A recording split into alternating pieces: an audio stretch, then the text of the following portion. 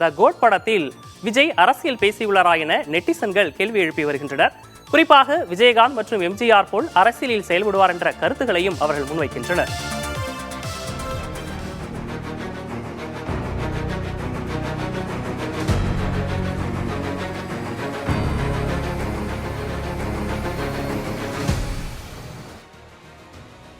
விஜய் அரசியல் கட்சி தொடங்கிய பிறகு வெளியான முதல் திரைப்படம் the greatest of all time.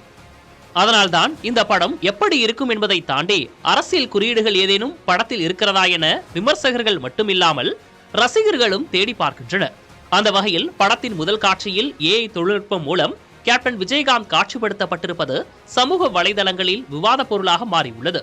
எப்படி என்றால், இதன் மூலமாக விஜயகாந்த் ரசிகர்களையும் தேமுதிக தொண்டர்களையும் தன் பக்கம் இழுக்க பார்க்கிறாரா விஜய் என சமூக வலைதளங்களில் பலரும் பேசுவதை பார்க்க முடிகிறது.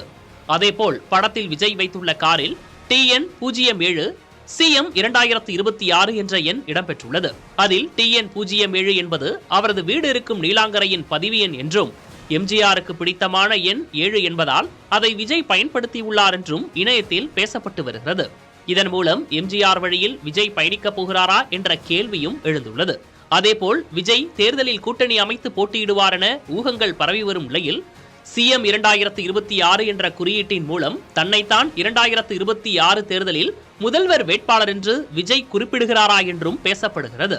அது மட்டுமில்லாமல் சமீபத்தில் படத்தின் இயக்குனர் வெங்கட் பிரபு பேசுகையில், கோட் படத்தின் படப்பிடிப்பின் போதுதான் விஜய் அரசியலுக்கு வருவதை அறிவித்தார் என்றும், அதனால்தான் படத்தில் ஆங்காங்கே அரசியல் தொடர்பான மேற்கோள்களை வைத்துள்ளதாகவும் தெரிவித்தார்.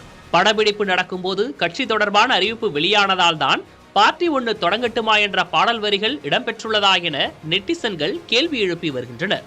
படம் வெளியான முதல் நாள் வரைக்கும் பேசப்பட்ட அரசியல் குறியீடுகள் குறித்து இதுவரை பார்த்திருக்கிறோம்.